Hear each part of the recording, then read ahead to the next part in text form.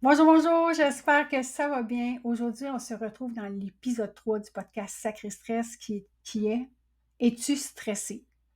Donc, on va explorer ensemble les signes et symptômes du stress. C'est des indicateurs qui peuvent être subtils ou pas du tout, qui peuvent affecter profondément notre bien-être.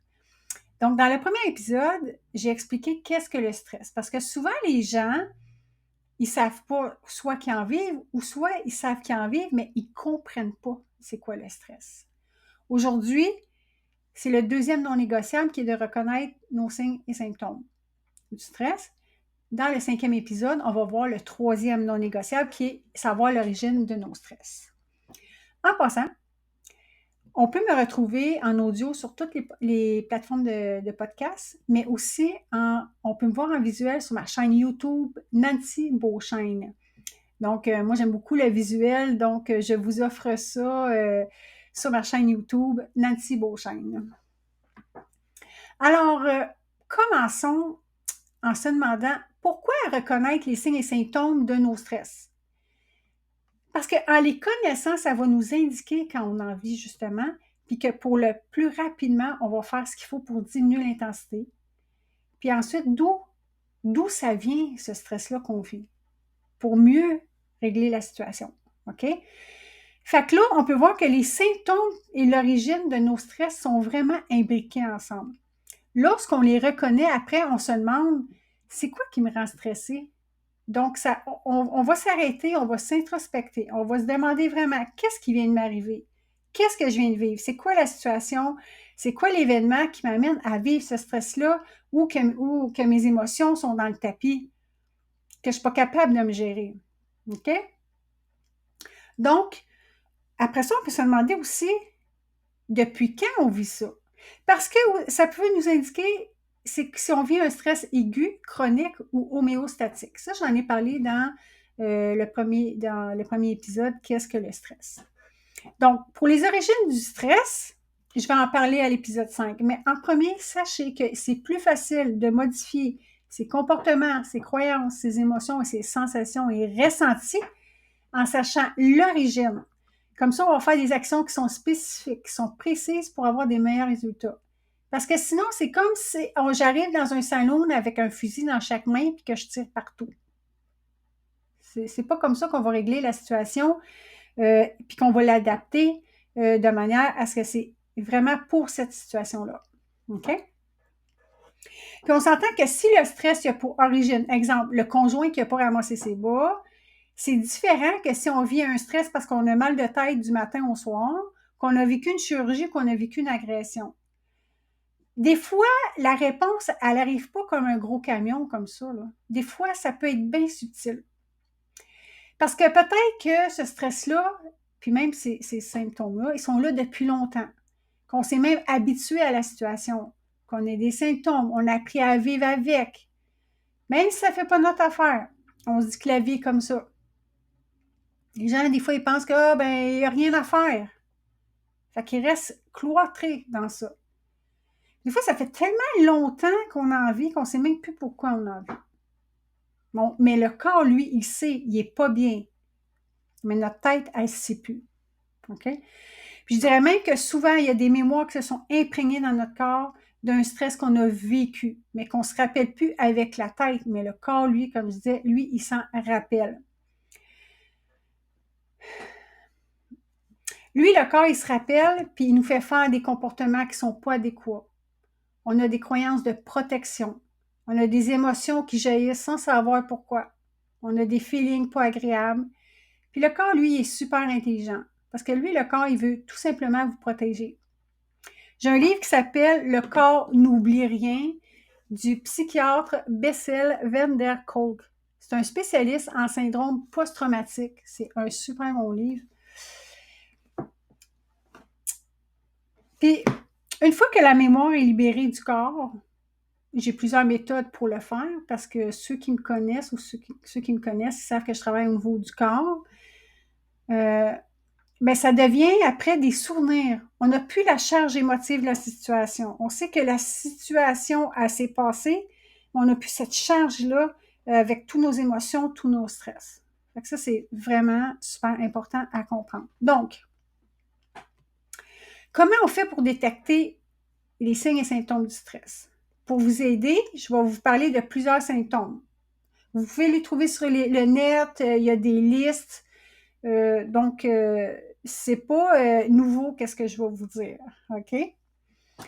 Donc, il y a une chose quand même qui est super, c'est que quand on reconnaît aussi les signes et symptômes du stress, on peut être aussi plus à l'affût d'en détecter chez les autres, puis on peut même les aider à leur faire reconnaître puis en discuter. Parce qu'il y a beaucoup de gens, ils voient même pas qu'ils sont stressés. Oui, ils savent, mais ils n'ont pas personne à qui parler. Ils peuvent aussi le nier que c'est le stress, puis ils n'osent pas parler ou ils ne veulent pas importuner les gens. OK? C'est vraiment avantageux. Si vous êtes un parent, un patron, un ami, un collègue, un professeur, même un enfant, vous pouvez aider à faire prendre conscience aux autres. Déjà, là, c'est un premier grand pas. Puis quand l'autre personne, elle le reconnaît, elle peut s'aider, se questionner sur les bonnes questions, puis aller chercher des ressources. OK? Même pour nos symptômes. Si on a un symptôme de trouble de sommeil, ben c'est pas la même chose qu'un trouble, admettons, du système immunitaire ou parce qu'on a mal dans le dos. Comprenez? Fait il faut aller voir la liste, on coche, puis on se dit, OK, j'ai ça, qu'est-ce que je peux faire maintenant? OK? Comme par exemple, si vous êtes un professeur, il y a un examen, vous pouvez déjà même en parler du stress avec les élèves. Il y en a qui ont une boule dans la gorge, ils ont mal au ventre, qui ont un mal de tête, qui ont des trous de mémoire. Il y a plein de symptômes. Puis là, on peut donner une ressource. On va aller activer le nerf vague par la respiration. Ça va nous aider à être présent à soi. On va calmer le système digestif. Le système nerveux il va être beaucoup plus calme. C'est sûr qu'il y a des stress que c'est plus profond dans le sens que ça peut être, quand c'est la peur d'échouer, la peur de ne pas être à la hauteur, ça, on travaille ça aussi à un autre niveau. OK? Ça, je peux travailler ça avec les gens, ces impacts-là, de ces peurs-là. OK? Donc, quand on regarde les symptômes que je vais vous parler, c'est important de les reconnaître, de les accueillir. Il faut accepter qu'on en vive. Le corps, il est là justement pour nous donner des informations que ça ne va pas. On n'a pas à se culpabiliser, à se frapper avec un coup de 2x4 sur la tête. Le corps, il réagit tout simplement. Il perçoit des informations, puis le corps va réagir. OK? Donc, plusieurs se rendent même pas compte aussi qu'ils vivent des symptômes où ils les minimisent. Ça dure depuis des années, ils s'en occupent pas. Il y a beaucoup de monde qui sont dans leur tête, ils ont beaucoup de difficultés à se connecter au corps, puis même à ressentir. Dans mon bureau, là, si vous saviez, quand j'ai les gens avec, je pratique la méthode TRE, qui est Tension and Trauma Releasing Exercise. Vous pouvez aller voir mon site web www.tremontréal.com. Vous allez voir c'est quoi. Il y a plein de monde qui ne sont pas capables de dire comment ils se sentent dans leur corps. C'est capoté. Puis une analogie aussi que j'aime bien expliquer, c'est que c'est difficile de trouver son chemin quand il y a du brouillard. Ce qui veut dire que tant que tu vois rien en avant de toi, tu peux t'ébrécher. Il peut y avoir des roches, tu vas te faire mal. Puis aussi, tu peux pas avancer dans un brouillard parce que tu vois rien devant toi. Bien, c'est la même chose pour le corps. Si tu t'arrêtes pas pour voir ce que tu vis dans ta vie, tu roules à 100 000 à l'heure, tu verras pas, tu ressentiras pas ton corps jusqu'à ce que tu sois malade. Ça veut dire que tu peux avoir des problèmes de santé, puis tu n'as même pas remarqué les signes et symptômes que ton corps t'a envoyés. Ton corps te parle tout le temps. Et j'insiste, ton corps te parle toujours. Il ne va jamais mentir. Lui, là, le corps, il est pas bien ou il est bien. Il est en insécurité ou il est en sécurité. OK? Puis en 28 ans de travail, que je travaille avec les gens qui ont eu des cancers, des arrêts de travail pour quelque raison que ce soit, puis des accidents, beaucoup me disent, je ne me suis pas écoutée. J'avais plein de signes. Je n'ai pas écouté. Donc, ce que je vais vous demander, c'est de vous arrêter. Faire une introspection. Si vous avez besoin de vous retirer pour vous questionner, allez-y. Si vous avez besoin de gens aussi pour vous aider, allez consulter. OK? Déjà, quand on vit du stress, le corps, il réagit en libérant certaines hormones comme l'adrénaline puis la cortisol. C'est des substances qui accélèrent la fréquence cardiaque, ils ralentissent la digestion, détournent le flux sanguin vers les principaux groupes musculaires, puis modifient plusieurs autres fonctions de notre corps. Déjà là, on a déjà des indices que ces parties de notre corps peuvent moins bien fonctionner si on continue à être trop stressé et longtemps. Parce qu'il y a un débalancement à un moment donné de ces hormones-là. Si ce n'est pas pris en compte, vous pouvez vous retrouver dans une phase de stress chronique ou myostatique. Une situation de stress prolongée peut nuire à vos activités de la vie quotidienne. Ça peut entraîner des burn-out, des insomnies, l'anxiété, une dépression, plein d'autres. Ça peut même être une douleur aiguë au dos qui arrive, qui vous empêche de marcher, faire la cuisine, prendre vos petits-enfants que vous aimez beaucoup dans vos bras, puis vous ne voyez pas de solution face à ça. Ça vous dérange votre paix d'esprit. Puis ça, c'est stressant. Ça empêche de vivre votre vie normale.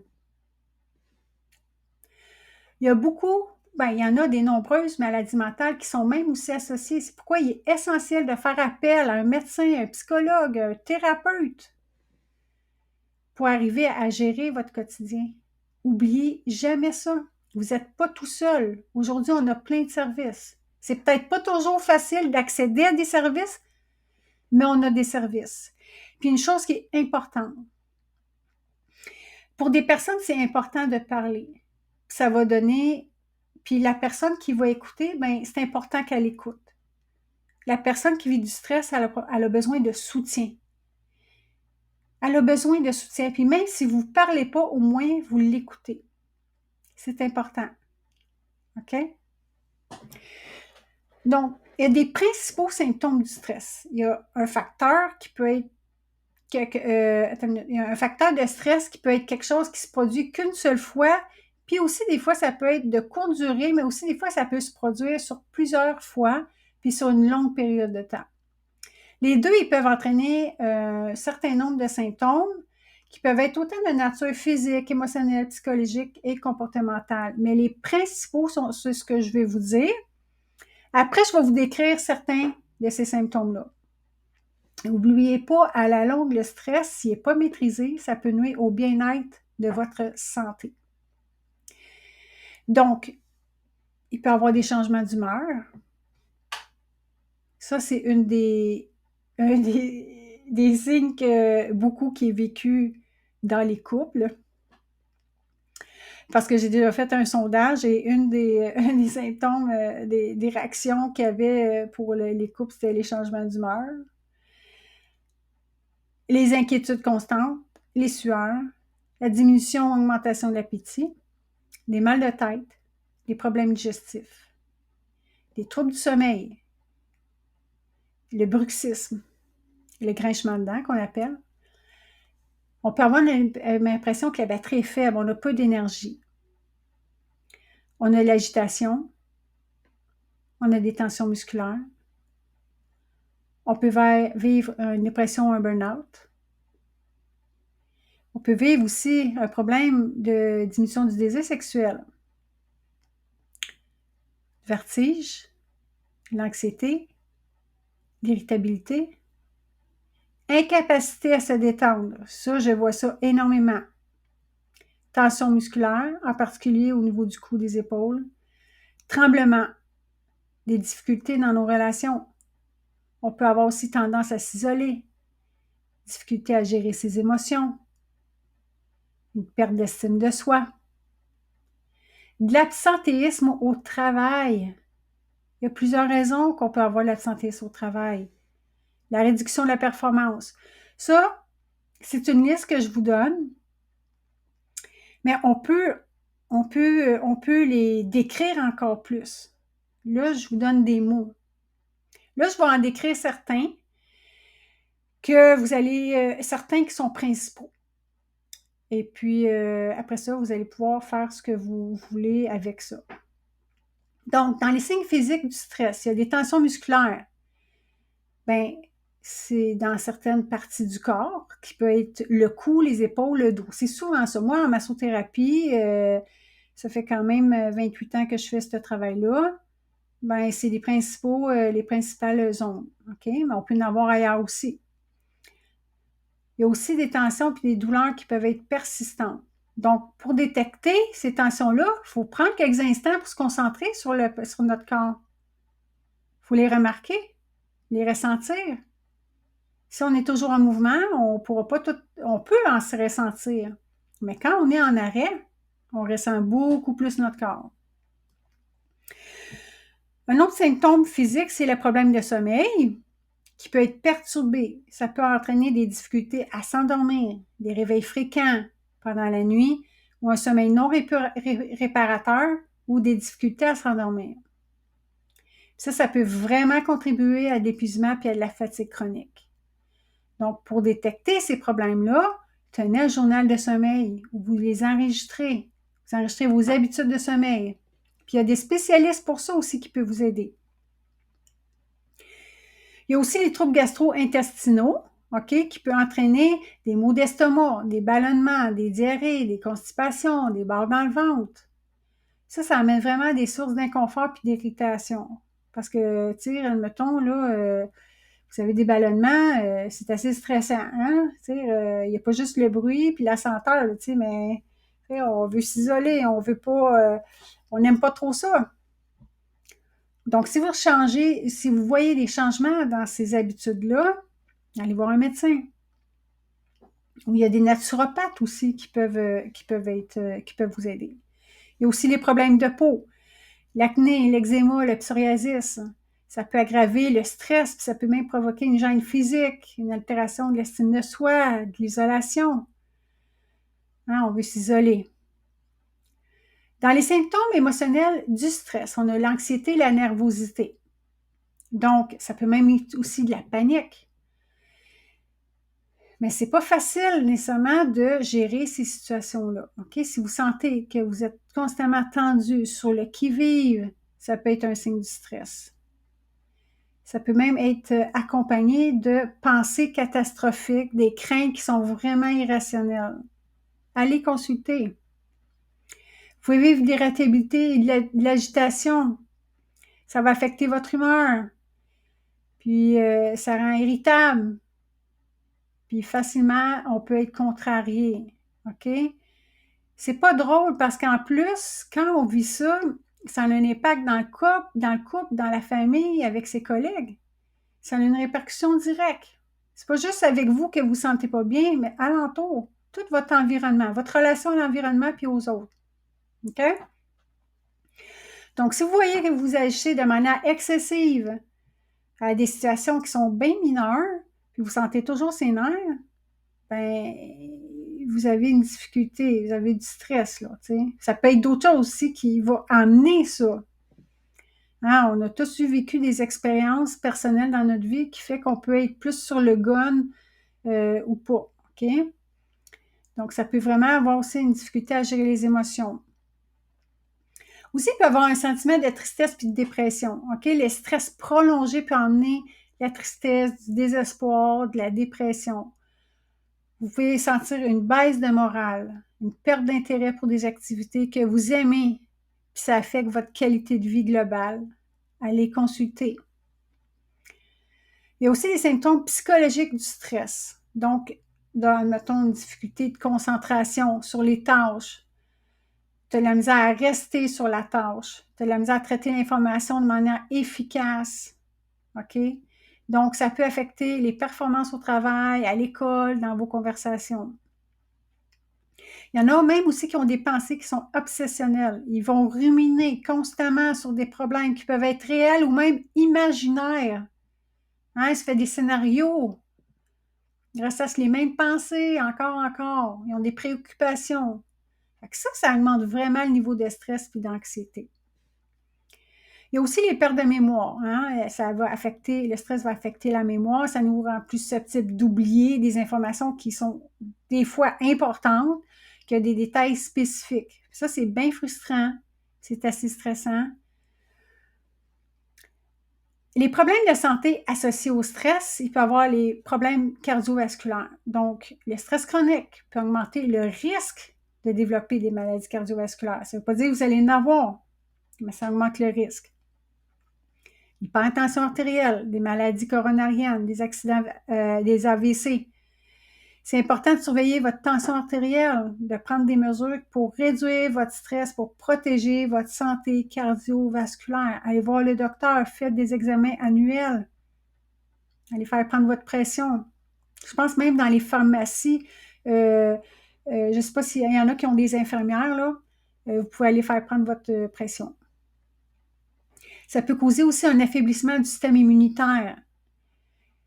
Donc, ça vous rend plus susceptible de contracter des infections ou des maladies. C'est essentiel de maintenir un mode de vie sain. Ça veut dire aussi une alimentation équilibrée, une activité physique régulière, des techniques de gestion du stress pour renforcer votre système immunitaire.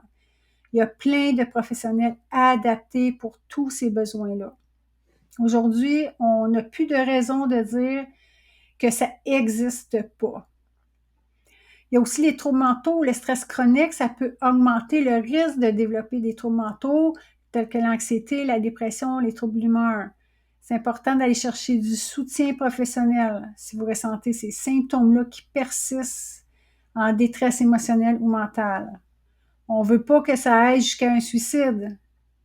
Il y en a pour qui ils vont tellement pas chercher d'aide qu'ils se sentent en désespoir et que leur seule manière de ne plus souffrir peut aller jusque-là.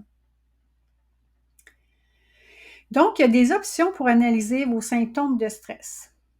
Il y a des questionnaires en ligne que vous pouvez aller évaluer votre stress. Il y a des sites web qui sont spécialisés dans la santé mentale. Deuxièmement, il y a des applications mobiles qui vont suivre votre niveau de stress au fil du temps. Donc, ils vont enregistrer votre rythme cardiaque, ils vont avoir une tenue de journal de bord pour vous aider à comprendre vos schémas de stress. La troisième méthode, c'est de l'auto-observation et journalisation. Moi, j'utilise beaucoup ça. C'est qu'il faut prendre le temps de s'observer. On a un journal. Comme j'expliquais tantôt, on peut écrire à 0 sur 10 ou un peu moyen ou beaucoup. Ou il y en a qu'on peut trouver sur le net, c'est une échelle de stress, puis c'est des bonhommes. Hein? Il y a du vert où on est bien, jusqu'au orange, puis là, jaune, orange, jusqu'au rouge, jusque là, c'est vraiment un gros stress. OK? Si vous êtes avec des enfants, c'est vraiment génial. Vous cherchez, je pense, échelle de stress comme image, puis c'est vraiment super. Donc, vous cherchez vraiment les facteurs qui déclenchent vos stress, les réactions physiques, les réactions émotionnelles, vos comportements qui sont associés à ça. Ce point-là, il va être approfondi dans l'épisode 5, dans les origines du stress. Quatrième chose, c'est consultation professionnelle. Je l'ai dit depuis tantôt, hein, dans certains signes et symptômes, consultation professionnelle. Si vous avez des symptômes qui sont assez graves ou si vous en avez beaucoup, il faut vous préoccuper de votre santé mentale et physique. C'est important de consulter.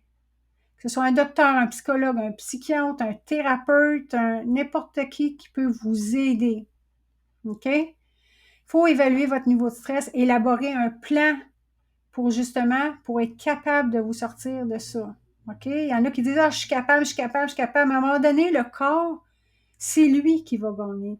Il a beau être le corps super fort, super endurant, mais à un moment donné, quand c'est assez, c'est assez.